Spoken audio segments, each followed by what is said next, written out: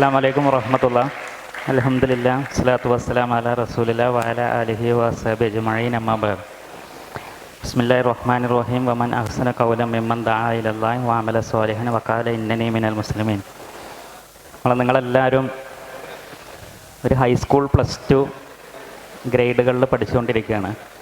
അപ്പോൾ നമ്മളുടെ ഒരു ഫ്യൂച്ചർ, ഭാവി, ആ ഭാവിയിലേക്കുള്ള നമ്മളുടെ കരിയർ, ആ കരിയറിനെ ബാധിക്കുന്ന ആധുനിക യുഗത്തിലെ സാങ്കേതിക വിദ്യകൾ, ടെക്നോളജി, അത് നമ്മളുടെ കരിയറിനെ എങ്ങനെ ബാധിക്കും, നമ്മളുടെ ജീവിതത്തിനെ എങ്ങനെ ബാധിക്കും, നമ്മളുടെ മതവുമായി എങ്ങനെയൊക്കെ ഈ ടെക്നോളജി ബന്ധപ്പെട്ട് കിടക്കുന്നു, അതിൽ നമ്മൾ എടുക്കേണ്ട നിലപാടുകൾ എന്നീ വിഷയങ്ങളിലൂടെയാണ് നമ്മൾ അല്പസമയം കടന്നു പോകുന്നത്.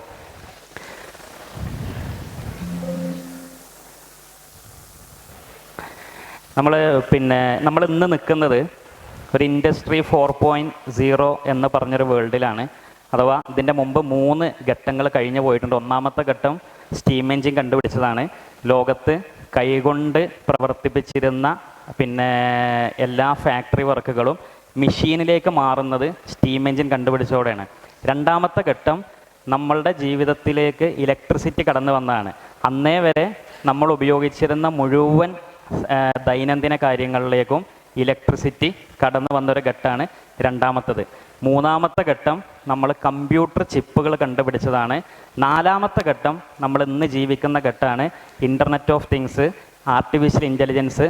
ഈ മേഖലകളിലൂടെ കടന്നു പോകുന്നൊരു ഘട്ടമാണ്. അതിൽ നമ്മൾ ഇന്ന് ആർട്ടിഫിഷ്യൽ ഇൻ്റലിജൻസിൻ്റെ വേൾഡിൽ നിൽക്കുമ്പോൾ എന്താണോ ഇലക്ട്രിസിറ്റി അപ്പോൾ എന്താണോ ഇലക്ട്രിസിറ്റി കണ്ടുപിടിച്ചപ്പോൾ നമ്മളുടെ ജീവിതത്തിൽ അതേ മാറ്റമാണ് സത്യത്തിൽ ഇൻ്റർനെറ്റ് കണ്ടുപിടിച്ചപ്പോൾ, ആർട്ടിഫിഷ്യൽ ഇൻ്റലിജൻസ് വന്നപ്പോൾ നമ്മളുടെ ജീവിതത്തിൽ ഉണ്ടായിക്കൊണ്ടിരിക്കുന്നത്. അഥവാ നമ്മൾ ഇലക്ട്രിസിറ്റിക്ക് മുമ്പ് കാറ്റ് കൊള്ളാൻ വേണ്ടി വിശറി വീശിയായിരുന്നു.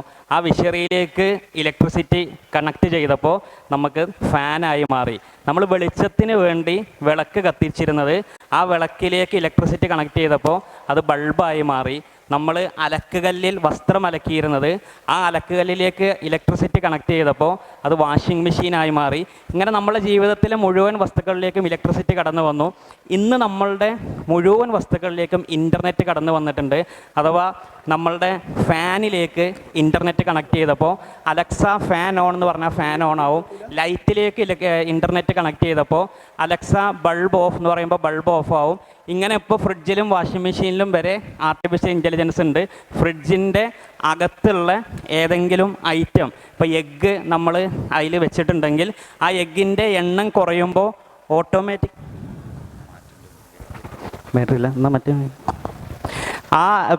അതിൻ്റെ സ്റ്റോക്ക് തീരുമ്പോൾ അത് ഓട്ടോമാറ്റിക്കായി ഗ്രോസറി ഷോപ്പിലേക്ക് ഓർഡർ കൊടുക്കുന്ന രൂപത്തിലുള്ള ഫ്രിഡ്ജുകൾ ഇനി വരാൻ പോകുന്ന ഫ്രിഡ്ജുകളാണ്. ഇതിൽ മറ്റൊന്ന്, നമ്മൾ വെബിൻ്റെ ഒരു 3.0 എന്ന ഒരു ഘട്ടത്തിലേക്ക് നമ്മൾ കിടക്കുകയാണ്.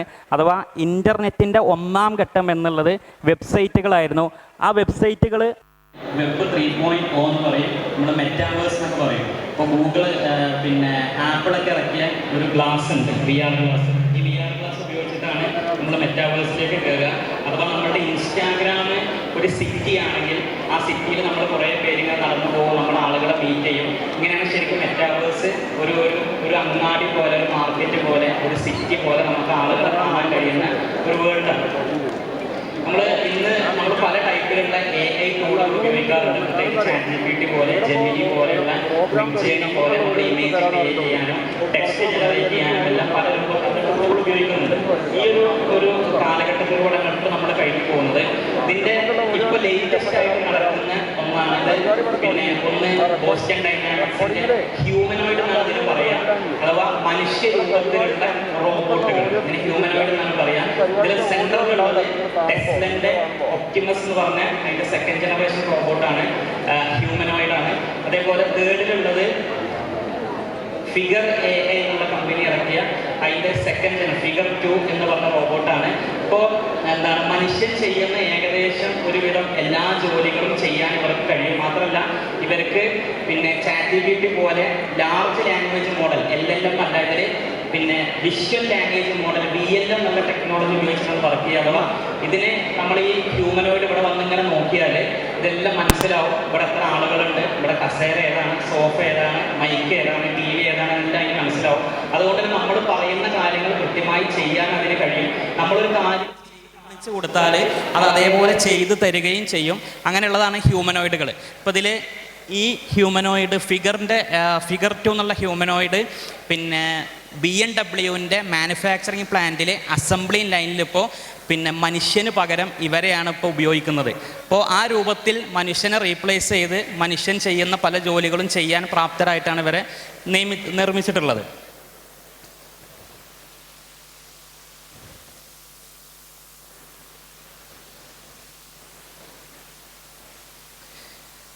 ഹ്യൂമനോയിഡുകൾക്ക് അഥവാ മെഷീനുകൾക്ക് ഏകദേശം 2099 ആകുമ്പോൾ മനുഷ്യൻ്റെ അതേപോലത്തെ ലീഗൽ സ്റ്റാറ്റസ് ഉണ്ടാകുമെന്നാണ് റേ കേഴ്സ്വെൽ. ഇദ്ദേഹം ഗൂഗിളിലെ സീനിയർ എഞ്ചിനീയർ ആയിരുന്നു. ടെക്നോളജി രംഗത്ത് ഒരുപാട് പ്രവചനങ്ങൾ നടത്തിയിട്ടുള്ള ആളാണ്. ഇദ്ദേഹത്തിൻ്റെ പ്രവചനങ്ങൾ അധികം ശരിയായിട്ടുള്ളതാണ്. അപ്പോൾ ഹ്യൂമൻ ബീങ്ങിനെ പോലെ മനുഷ്യരെ പോലെ ലീഗൽ സ്റ്റാറ്റസ് വരും എന്ന് പറഞ്ഞാൽ മനുഷ്യൻ്റെ അതേപോലെ ഇപ്പോൾ ലോകത്ത് ഇപ്പോൾ സിറ്റിസൺഷിപ്പ് കിട്ടിയ റോബോട്ടുണ്ട്. നിങ്ങൾക്ക് പേരറിയുണ്ടാവും, അറിയില്ലേ? എന്താണ്? സോഫിയക്ക് സൗദി അറേബ്യ എന്നുള്ള രാജ്യം അവർക്ക് സിറ്റിസൺഷിപ്പ് കൊടുത്തിട്ടുണ്ട്. അപ്പോൾ ഇനി ലീഗൽ സ്റ്റാറ്റസ് എന്ന് പറഞ്ഞാൽ നമ്മൾ ഒരു പക്ഷേ നമ്മളുടെ എല്ലാവരുടെയും വീട്ടിൽ ഇനി ഹ്യൂമനോയിഡുകൾ ഉണ്ടാവും. നമ്മളുടെ വീട്ടിലെ ജോലികളൊക്കെ ചെയ്യാൻ, പ്രായമായവരെ നോക്കാൻ, കുട്ടികളെ നോക്കാൻ, അപ്പം അങ്ങനെ പല ആവശ്യങ്ങൾക്കും നമ്മളുടെ വീട്ടിൽ ഇപ്പോൾ നേരത്തെ കാണിച്ച പോലത്തെ ഹ്യൂമനോയിഡുകൾ ഉണ്ടാവും. അപ്പോൾ അവർക്ക് ലീഗൽ സ്റ്റാറ്റസ് ഉണ്ടാവും എന്ന് പറഞ്ഞാൽ നമ്മൾ ഏതെങ്കിലും ഒരു ഹ്യൂമനോയിഡിനെ, ഒരു റോബോട്ടിനെ മാനസികമായോ ശാരീരികമായോ ഒക്കെ ഉപദ്രവിച്ചാൽ അവർ കേസ് കൊടുത്താൽ ഒരു പക്ഷേ നമുക്കെതിരെ കേസ് ഉണ്ടാവും. കാരണം അവർക്കൊരു ലീഗൽ എൻറ്റിറ്റി ആയിട്ട് അവരെ പരിഗണിക്കപ്പെടാൻ ഭാവിയിൽ സാധ്യത ഉണ്ട് എന്നുള്ളതാണ്. ഇപ്പോൾ ഞാൻ ഈ ടെക്നോളജി വരുമ്പോൾ പല രൂപത്തിലുള്ള മാറ്റങ്ങൾ ഇത് മൂലം ഉണ്ടാവും. ഇപ്പോൾ ഇത് ഒരു എക്സാമ്പിൾ ഞാൻ പറയുകയാണെങ്കിൽ, ഇത് ഓട്ടോമാറ്റിക് കാറാണ്, ഓട്ടോണോമസ് സെൽഫ് ഡ്രൈവിംഗ് കാറാണ്. അതിൻ്റെ ഒരു അന്ത്യഘട്ടത്തിലേക്ക് ലെവൽ 5 ഓട്ടോണോമസ് കാറിൻ്റെ ഘട്ടത്തിലേക്ക് നമ്മൾ എത്തിക്കൊണ്ടിരിക്കുകയാണ്. ഇപ്പോൾ കാർ ഇൻഡസ്ട്രി എന്നുള്ളത് ഒരു മെക്കാനിക്കൽ ഓട്ടോമൊബൈൽ ഇൻഡസ്ട്രി എന്നൊരു ഇലക്ട്രോണിക് ഓട്ടോമൊബൈൽ ഇൻഡസ്ട്രിയിലേക്ക് നമ്മൾ മാറിക്കൊണ്ടിരിക്കുകയാണ്. ഇപ്പോൾ സോണിൻ്റെ കാർ ഇറങ്ങുന്നുണ്ട്, അഫീല എന്നാണ് പേര്, സോണിൻ്റെ ഇലക്ട്രിക് വെഹിക്കിൾ. എൽജിൻ്റെ ആൽഫബിൾ എന്ന് പറഞ്ഞ കാറ് ഇറങ്ങാൻ നിൽക്കുന്നുണ്ട്. അപ്പോൾ ഇപ്പോൾ ഇങ്ങനെ ടൊയോട്ടയും ഹോണ്ടയും ഒക്കെ ഇറക്കിയിരുന്ന കാറുകൾ ഇലക്ട്രോണിക് കമ്പനികളായ സോണിയും LGയും ഒക്കെ കാറുകൾ ഇറക്കാൻ തുടങ്ങുന്ന കാലമാണ്. അപ്പോൾ ഇത് മെഴ്സിഡസ് ബെൻസിൻ്റെ ഒരു ഓട്ടോണോമസ് കാറാണ്. ഇതിൽ നമ്മൾ കയറി ഇരുന്നാൽ നമ്മൾ ജസ്റ്റ് പോകേണ്ട സ്ഥലം പറഞ്ഞാൽ അത് ഓട്ടോമാറ്റിക്കലി നമ്മൾ ആ സ്ഥലത്തേക്ക് എത്തിക്കും. പക്ഷെ ഇങ്ങനെ ഒരു കാറ് വരുമ്പോൾ പല രൂപത്തിലുള്ള ജോബ് മാർക്കറ്റുകൾ ഡിസ്ട്രപ്റ്റ് ആവും. ഇപ്പോൾ ഫോർ എക്സാമ്പിൾ ഏറ്റവും ബേസിക് ആയിട്ട് ഡ്രൈവേഴ്സിൻ്റെ ജോലി പോകും. കാരണം വണ്ടികൾ ഡ്രൈവർ ഇല്ലാതെ തന്നെ യാത്ര ചെയ്യാമെന്നാണെങ്കിൽ ഡ്രൈവർ ആവശ്യമില്ല. ഡ്രൈവിംഗ് എന്നുള്ളതൊരു ജോബായി കണ്ടിരുന്ന ആൾക്ക് പിന്നീട് ആ ജോലിൻ്റെ ആവശ്യം ഉണ്ടാവില്ല. അതേപോലെ തന്നെ ആക്സിഡൻറ്റ് കുറയും. അഥവാ റോഡിൽ ട്രാഫിക്കിൽ 99% ആക്സിഡൻസും നടക്കുന്നത് ഹ്യൂമൻ എറേഴ്സ് കൊണ്ടാണ്, മനുഷ്യൻ്റെ അശ്രദ്ധ മൂലമാണ്. പക്ഷേ ഈ ഓട്ടോണോമസ് കാറുകൾ ഒരു റോബോട്ടിക് മെക്കാനിസം ആയതുകൊണ്ട് തന്നെ ഇവർക്കൊരിക്കലും അശ്രദ്ധ ഉണ്ടാവില്ല. അതുകൊണ്ട് തന്നെ റോഡിലെ ആക്സിഡൻസ് കുറവായിരിക്കും. റോഡിലെ ആക്സിഡൻസ് കുറവാകുമ്പോൾ ഒന്ന് ഹ്യൂമൻ പോലീസ് ഓഫീസേഴ്സ് നിന്നിട്ടുള്ള ട്രാഫിക് സിസ്റ്റം ആവശ്യമില്ല. അപ്പോൾ ട്രാഫിക് പോലീസിനെ അത്രയും ഹ്യൂമൻ ക്യാപിറ്റൽ ലേബേഴ്സിനെ നമുക്ക് റോഡുകളിൽ നിന്ന് പിൻവലിക്കാൻ പറ്റും. അത്രയും ട്രാഫിക് പോലീസിന് അവിടെ ജോലികൾ ഉണ്ടാവില്ല എന്നർത്ഥം.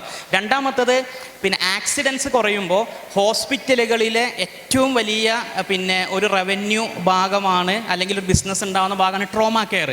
അപ്പോൾ റോഡ് ആക്സിഡൻറ്റുകൾ ഇല്ലാതായാൽ ട്രോമ കെയറിലുള്ള ബിസിനസ്സുകൾ കുറയും. ഹോസ്പിറ്റലിന് അത് പല രൂപത്തിൽ ബാധിക്കും.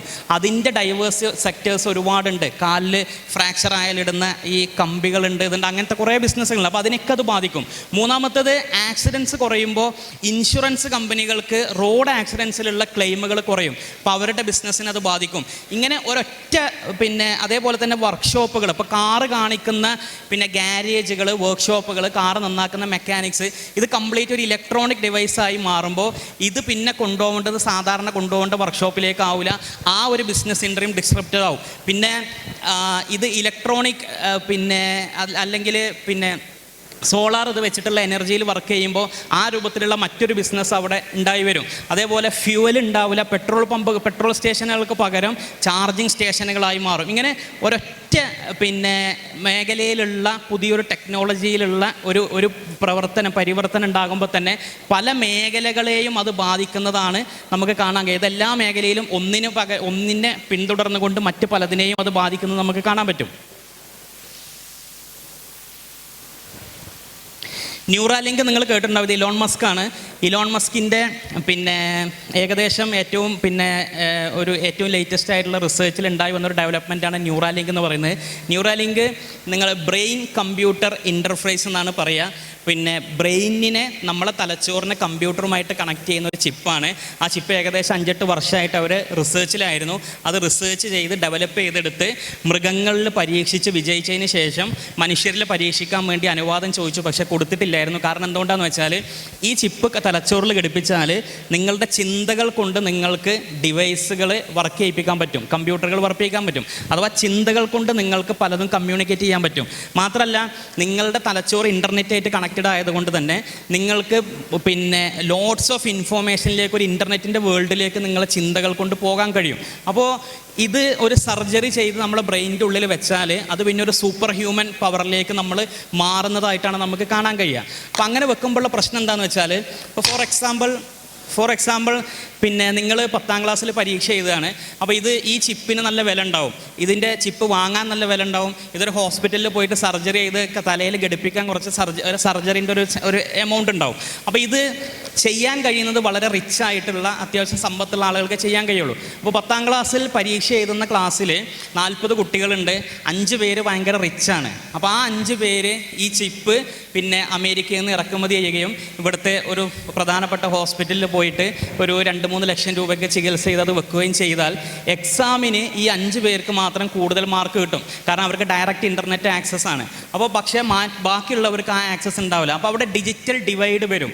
കുറച്ച് പേര് പൈസ ഉള്ളവർ മാത്രം കൂടുതൽ ഒരു പ്രിവിലേജ് അനുഭവിക്കുകയും അല്ലാത്തവർക്ക് ഇല്ലാതാവുകയും. അപ്പോൾ ഇതൊരു ഹ്യൂമനിറ്റേറിയൻ പ്രശ്നമുള്ളത് കൊണ്ട് തന്നെ ഒരു മനുഷ്യാവകാശ സംഘടനകളെല്ലാം ഇതിനെ എതിർത്തു. ഇതൊരിക്കലും മനുഷ്യരിൽ പരീക്ഷിക്കാൻ അനുവാദം കൊടുക്കരുതെന്ന് പറഞ്ഞു. പക്ഷേ കഴിഞ്ഞ വർഷം മെയ്യിൽ അമേരിക്കയിലെ FDA, food and drug administration, അവർ ഈ ന്യൂറാലിങ്ക് എന്നുള്ള കമ്പനിക്ക് മനുഷ്യരിൽ പരീക്ഷിക്കാൻ അനുവാദം കൊടുത്തു. അങ്ങനെ അവരുടെ വെബ്സൈറ്റിൽ ആർക്കാണോ പരീക്ഷണത്തിന് വിധേയരാകാൻ താല്പര്യമുള്ളത് അവർക്ക് അവരുടെ പേരും അഡ്രസ്സും കൊടുക്കാൻ അവരുടെ വെബ്സൈറ്റിൽ ഓപ്പൺ ആയിട്ട് ഇട്ടിരുന്നു. അമേരിക്കൻ സിറ്റിസൺസിന് മാത്രമായിരുന്നു അവസരം. അങ്ങനെ ഒരുപാട് പേര് അപ്ലൈ ചെയ്തു. അങ്ങനെ ആദ്യമായിട്ടിത് മനുഷ്യൻ്റെ തലയിൽ ഘടിപ്പിച്ചു ഏകദേശം ഒരു 3-4 മാസം മുമ്പ്.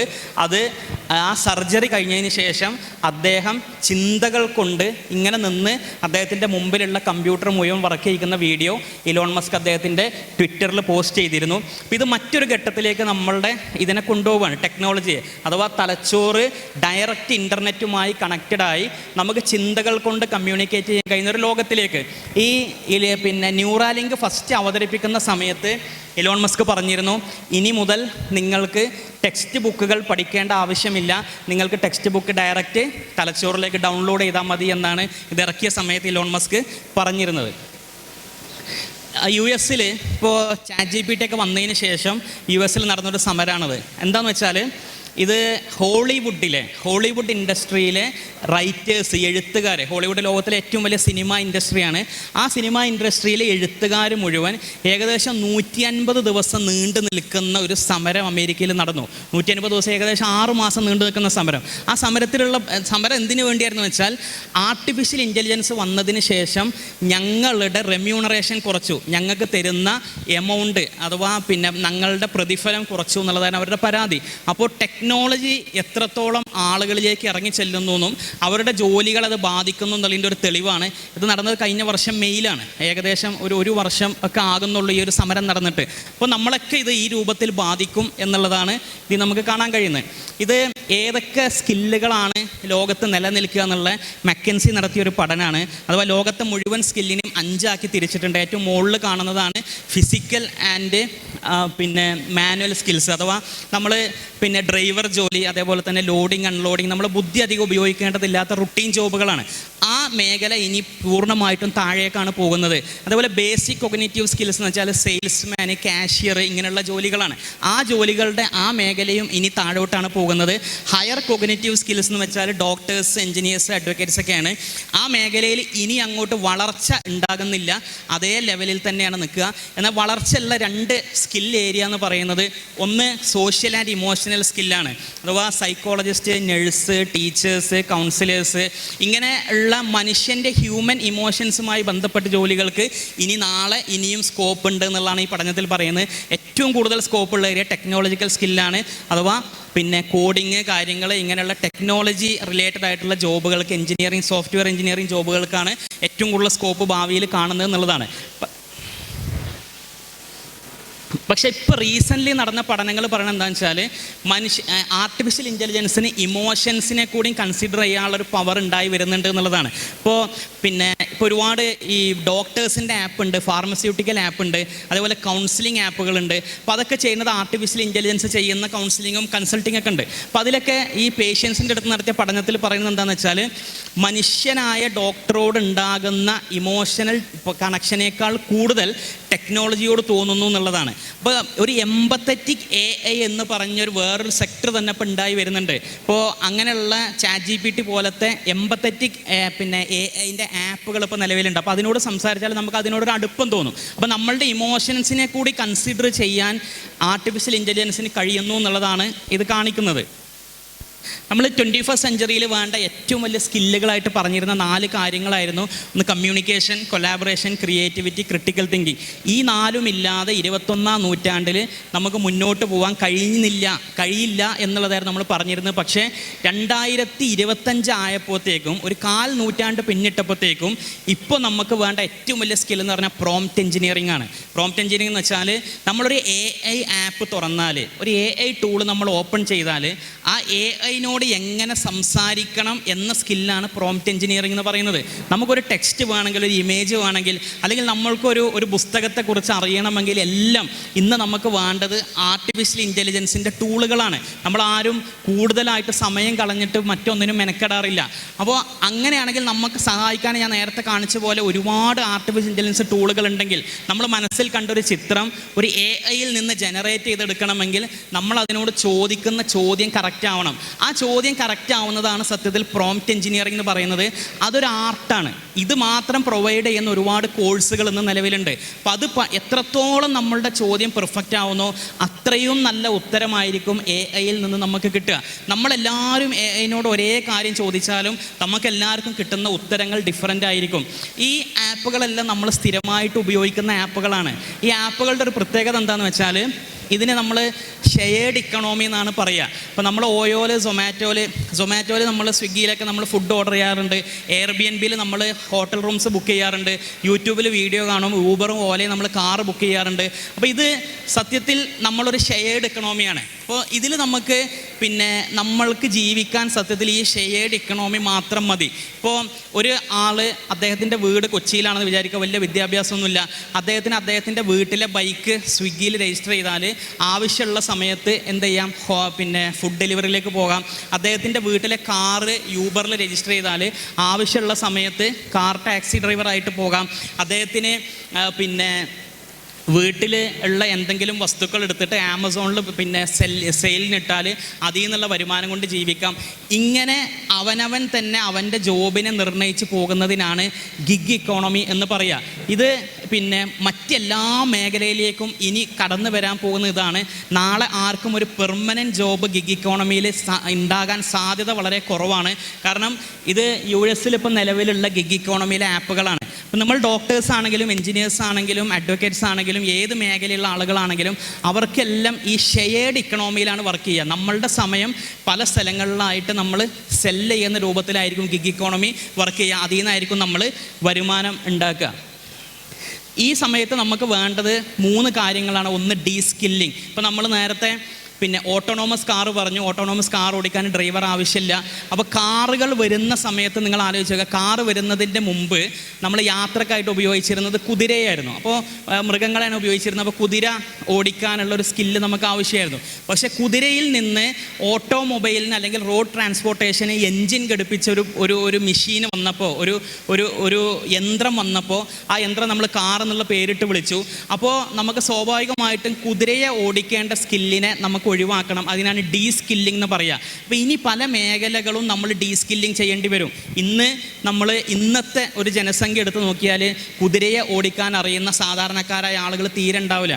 ഒരു ശതമാനത്തിൽ താഴെ മാത്രം ജാക്ക് പോട്ടിനൊക്കെ പോകുന്ന ആളുകൾ മാത്രം പഠിക്കുമെന്നല്ലാതെ വേറെ ആരും പഠിക്കാറില്ല. കാരണം നമ്മളുടെ ഒരു ഹ്യൂമൻ കൈൻഡിൽ നിന്ന് തന്നെ കുതിരയെ ഓടിക്കുക എന്നുള്ളത് ഡീ സ്കില്ലിംഗ് ചെയ്യപ്പെട്ടു. അപ്പോൾ പല ജോലികളും ഇനി നമ്മൾ ഡീ സ്കില്ലിംഗ് ചെയ്യേണ്ടതായിട്ട് വരും. രണ്ടാമത് വേണ്ടത് അപ് സ്കില്ലിംഗ് ആണ്. ഇപ്പോൾ നമ്മൾ പുതിയ കാറ് വന്നാൽ ആ കാർ ഓടിക്കാൻ നമ്മൾ പഠിക്കണം. അപ്പോൾ നമ്മൾ ഡ്രൈവിംഗ് സ്കൂളിൽ പോകേണ്ടി വരും. അതിൻ്റെ ഗിയർ ഷിഫ്റ്റിങ്ങും ക്ലച്ച്, ബ്രേക്ക്, ആക്സിലേറ്റർ ഇതെല്ലാം നമ്മൾ പഠിക്കണം. ഇത് നമ്മൾ മറ്റൊരു ഘട്ടത്തിലേക്ക് അപ് സ്കില്ലിംഗ് ചെയ്യുകയാണ്. മറ്റൊന്ന് നോൺ സ്കില്ലിംഗ് ആണ്. കാരണം കാറ് പിന്നീട് ഓട്ടോണോമസ് ആകുന്നതോടുകൂടി പിന്നീട് ഒരു ഡ്രൈവിങ്ങിൻ്റെ ആവശ്യമില്ല. അടുത്തൊരു 2 തലമുറ കൂടി കഴിഞ്ഞാൽ, പിന്നിട്ട് കഴിഞ്ഞാൽ എങ്ങനെയാണോ കുതിരയെ ഓടിക്കാൻ നമ്മളെല്ലാവരും മറന്നു പോയത്, അതേപോലെ ഇനിയുള്ള ജനറേഷൻ കാർ ഓടിക്കാൻ മറന്നു പോകും. അല്ലെങ്കിൽ കാർ ഓടിക്കുക എന്നുള്ളൊരു സംഗതിയെ ചിലപ്പോൾ ഒരു പക്ഷേ നമ്മൾക്കിടയിൽ ഉണ്ടാവില്ല. ആ കാർ ഓടിക്കുന്ന എന്നുള്ള സ്കില്ലിനെ നമ്മൾ അതൊരു നോൺ സ്കില്ലിംഗ് ആയി മാറും. അങ്ങനെ ഒരു സ്കില്ല് ആവശ്യമില്ലാതായി മാറും. അപ്പോൾ അങ്ങനെ ഒരു ഘട്ടത്തിലേക്ക് നമ്മൾ കിടക്കും. ഇത് ഒരു എക്സാമ്പിൾ പറഞ്ഞതാണ്. എല്ലാ മേഖലകളിലും ഇതുപോലെ നമ്മളെ ജോലികളെ ഡിസ്റപ്റ്റ് ചെയ്തുകൊണ്ട് ടെക്നോളജി കടന്നു വരുമ്പോൾ നമ്മൾ ഈ 3 സ്റ്റെപ്പിലൂടെ കടന്നു പോകേണ്ടതായിട്ട് വരും. അപ്പോൾ നമ്മൾ അതിൻ്റെ മുമ്പിൽ നിന്നില്ലെങ്കിൽ അതിൻ്റെ ആൾട്ടർനേറ്റീവിലേക്ക് എത്താൻ നമ്മൾക്ക് കഴിയില്ല എന്നുള്ളതാണ്. ഇത് യുനെസ്കോ ഇപ്പോൾ ഈ വർഷം അവർ വേൾഡിലുള്ള എല്ലാ സ്കൂളുകളിലേക്കും ഒരു AI കോമ്പിറ്റൻസി ഫ്രെയിം വർക്ക് ഇറക്കിയിട്ടുണ്ട്. ഇതെല്ലാ സ്കൂളുകളിലും പഠിപ്പിക്കപ്പെടണം എന്നുള്ള ഉദ്ദേശത്തിലാണ് യുനെസ്കോ ഇറക്കിയിട്ടുള്ളത്. അഥവാ നമ്മൾ AI വരുമ്പോൾ അത് നമ്മൾ ഉപയോഗിക്കേണ്ടത് ഹ്യൂമൻ സെൻറ്റേർഡ് ആയിട്ടായിരിക്കണം, അല്ലാതെ ഡീഹ്യൂമനൈസേഷൻ ആകരുത് എന്നുള്ളതാണ് ഇതിൻ്റെ ഒന്നാമത്തെ മുദ്രാവാക്യം. അഥവാ ടെക്നോളജി വരുമ്പോൾ മനുഷ്യനെ ഒഴിവാക്കിക്കൊണ്ട് അല്ല നമ്മൾ മുന്നോട്ട് പോകേണ്ടത്, മനുഷ്യ കേന്ദ്രീകൃതമായിട്ട് മുന്നോട്ട് പോകണം എന്നുള്ള പഠിപ്പിക്കുന്ന ഒരു സിലബസാണ് AI കോമ്പിറ്റൻസി ഫ്രെയിംവർക്ക്. നമ്മൾ ഈ രൂപത്തിൽ നമ്മളുടെ ഏത് കരിയറിലേക്ക് പോകുമ്പോഴും നമ്മളുടെ കരിയറിനെ നമ്മൾ ഈ മുഖ്യധാരയിൽ നിന്ന് വിട്ടു പോകാതിരിക്കാൻ, നമ്മൾ മാത്രം ഇതൊന്നും അറിയാത്തവരായി മാറാതിരിക്കാൻ ചില കോഴ്സുകൾ നമുക്ക് ചെയ്യാവുന്നതാണ്. അപ്പോൾ ഇത് ഫ്യൂച്ചർ ലേൺ എന്ന് പറഞ്ഞ വേൾഡിലെ ഒരു 12ഓളം യൂണിവേഴ്സിറ്റികൾ കൂടി തുടങ്ങിയതാണ്. ഇതിലൊക്കെ ഒരുപാട് കോഴ്സുകൾ നമുക്ക് ചെയ്യാം. നമ്മൾ ഈ ടെക്നോളജി ഇങ്ങനെ ഓരോന്ന് പെട്ടെന്ന് വരുന്ന സമയത്ത്, മാറുന്ന സമയത്ത് നമ്മളുടെ മുമ്പിലുള്ള സ്കൂളുകളിലോ കോളേജുകളിലോ യൂണിവേഴ്സിറ്റികളിലോ ഒന്നും ഏറ്റവും അപ്ഡേറ്റഡ് ആയിട്ടുള്ള കോഴ്സുകൾ നമുക്ക് ഒരിക്കലും കിട്ടൂല. പക്ഷേ നമുക്ക് ഈസി ആക്സസ് ആയിക്കൊണ്ട് കോഴ്സുകൾ ചെയ്യാൻ പറ്റിയ ചില സൈറ്റുകളാണത്. ഇപ്പോൾ ഇത് ലീഡ്സ് യൂണിവേഴ്സിറ്റി, അതേപോലെ തന്നെ പിന്നെ ഏറ്റവും പ്രധാനപ്പെട്ട ഒരു 12ഓളം യൂണിവേഴ്സിറ്റികൾ ചേർന്ന് ചെയ്യുന്ന കോഴ്സുകളാണ്. വളരെ ബെസ്റ്റ് ആയിട്ടുള്ള പ്രൊഫസേഴ്സും ഫാക്കൽറ്റീസുമാണ് ഇതിലുള്ളത്. നമുക്ക് ഏറ്റവും നമ്മൾ ഉദ്ദേശിക്കുന്ന കരിയറിലേക്ക് പറ്റിയ കോഴ്സുകളുടെ ഏറ്റവും അപ്ഡേറ്റഡ് ആയിട്ടുള്ള സാധനങ്ങൾ നമുക്കിതിൽ ചെയ്യാൻ പറ്റും.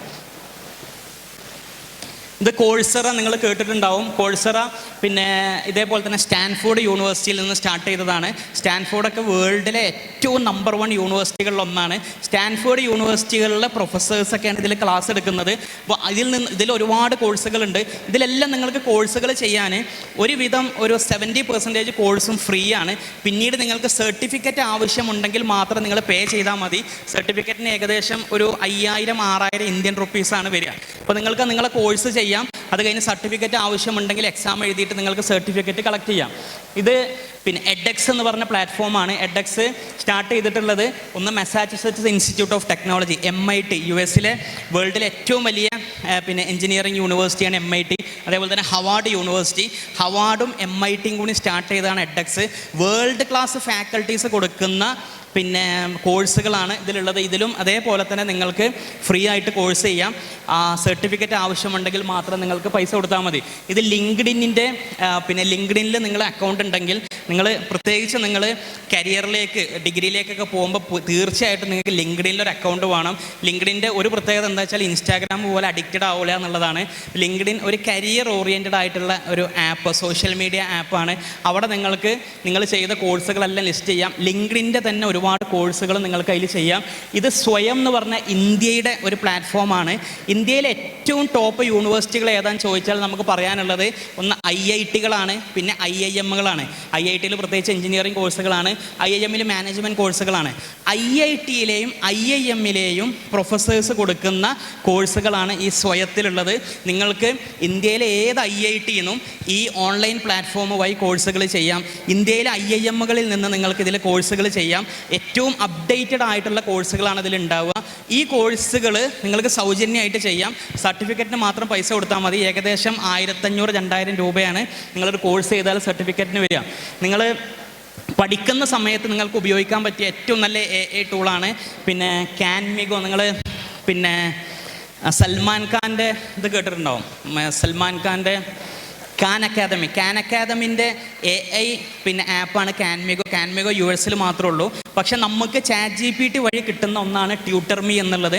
ട്യൂട്ടർമിയിൽ പോയാൽ നമ്മൾ ഇനിയിപ്പോൾ ഹൈസ്കൂളിലാണെങ്കിലും പ്ലസ് ടുവിലാണെങ്കിലും എത്ര പിന്നെ കോംപ്ലക്സ് കോൺസെപ്റ്റുകളാണെങ്കിലും അത് ത്രൂ നമ്മൾ പഠിച്ചാൽ അതൊരു ടീച്ചറെ പോലെ നിന്നുകൊണ്ട് നമ്മളെ കാര്യങ്ങൾ പഠിപ്പിച്ചു തരുന്ന ഒന്നാണ് ട്യൂട്ടർമി. നിങ്ങൾ ChatGPT-യിൽ കയറിയിട്ട് പിന്നെ എക്സ്പ്ലോർ GPT എന്നടിച്ചാൽ അതിൽ സെർച്ച് ചെയ്താൽ നിങ്ങൾക്ക് പിന്നെ ട്യൂട്ടർമി കിട്ടും. ട്യൂട്ടർമിയിൽ നിങ്ങൾക്ക് പ്രത്യേകിച്ച് സയൻസും മാത്സും സോഷ്യൽ സയൻസും ആണ് ഇതിൽ കൂടുതലായിട്ട് പഠിപ്പിക്കുന്നത്. ഈ രൂപത്തിൽ നമ്മൾ മൊബൈലിന് ഉപയോഗിക്കാനാണ് പഠിക്കേണ്ടത്. അതല്ലാതെ സോഷ്യൽ മീഡിയയിൽ അനാവശ്യമായി സമയങ്ങൾ കളഞ്ഞാൽ സ്വാഭാവികമായിട്ടും നമ്മളുടെ ഈ പ്രായത്തിൽ നമ്മൾ അഡിക്ഷനിലേക്ക് പോകും എന്നുള്ളത് നമ്മൾ മനസ്സിലാക്കുക.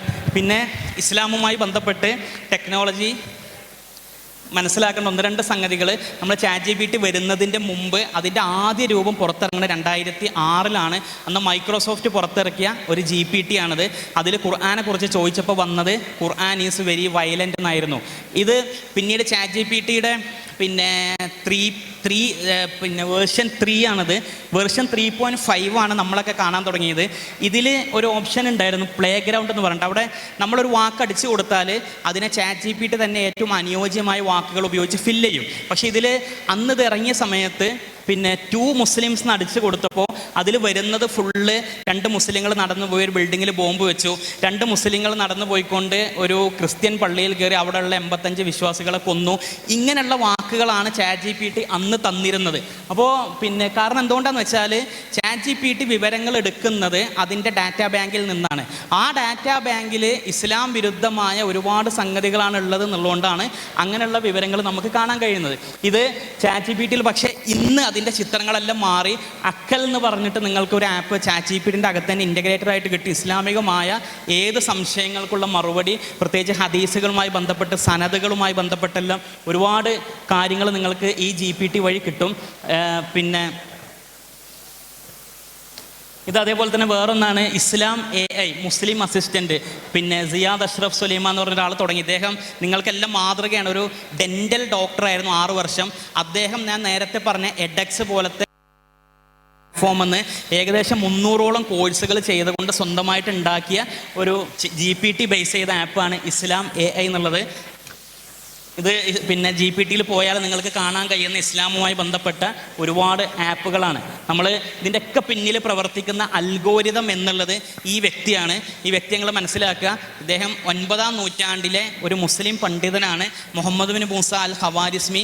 ഇദ്ദേഹത്തിൻ്റെ ഈ ഹവാരിസ്മി എന്നുള്ള പേര് ഇംഗ്ലീഷിലേക്ക് ട്രാൻസ്ലേറ്റ് ചെയ്തതാണ് അൽഗോരിതം എന്ന് ഇന്ന് നമ്മൾ പറയപ്പെടുന്നത്. ഇതിനെ ഈ അൽ ഹവാരിസ്മി എന്നുള്ളതാണ് അൽഗോരിതമായി മാറിയത്. ഇദ്ദേഹത്തിൻ്റെ ഏറ്റവും മാസ്റ്റർ പീസായ പുസ്തകമാണ് കിതാബുൽ ജബർ. ആ കിതാബുൽ ജബർ എന്നുള്ളത് ഇംഗ്ലീഷിൽ ട്രാൻസ്ലേറ്റ് ചെയ്താണ് ആൾജീബ്ര എന്നുള്ളത്. നമ്മൾ ഇന്ന് മുഴുവൻ പഠിക്കുന്ന ആൾജീബ്ര അത് ഇദ്ദേഹത്തിൻ്റെ ബുക്കാണ്. ഇദ്ദേഹം ഖുർആനിൽ നിന്ന് ഇൻസ്പയർ ആയിട്ടാണ് മാത്തമാറ്റിക്സിൽ റിസർച്ച് നടത്തിയത്. അങ്ങനെയാണ് ആൾജീബ്ര എഴുതിയത്. അങ്ങനെയാണ് ഇദ്ദേഹത്തിൻ്റെ പേര് അൽഗോരിതം എന്ന പേരിൽ ഇന്ന് നമ്മളെല്ലാം പറയുന്നത്. നമ്മൾ മനസ്സിലാക്കേണ്ടത്, ഒരു മുസ്ലിം പണ്ഡിതൻ ഖുർആനിൽ നിന്ന് ഇൻസ്പയർ ആയിക്കൊണ്ട് ഒരു അൽഗോരിതം കണ്ടെത്തുകയും ആ അൽഗോരിതം ബേസ് ചെയ്ത് ഇന്ന് ലോകത്ത് ആർട്ടിഫിഷ്യൽ ഇൻ്റലിജൻസ് ഇൻ്റലിജൻസ് മുഴുവൻ നമ്മൾ ഉപയോഗിക്കുകയും ചെയ്യുമ്പോൾ ആ ആർട്ടിഫിഷ്യൽ ഇൻ്റലിജൻസ് ഇസ്ലാമിനെ കുറിച്ച് മോശമായി സംസാരിക്കുമ്പോൾ അതേ ഖുർആനിൽ വിശ്വസിക്കുന്ന അതേ ഖുർആനിൽ പ്രചോദിതരായ നമുക്ക് അത് തിരിച്ച് ഇസ്ലാമിൻ്റെ പ്രബോധനത്തിന് വേണ്ടി ഉപയോഗിക്കാനുള്ള ബാധ്യത ഉണ്ട് നമ്മൾ മനസ്സിലാക്കുക. ജസാക്കുമുല്ലാഹ് ഖൈർ. അസ്സലാമു അലൈക്കും വറഹ്മത്തുള്ളാഹി.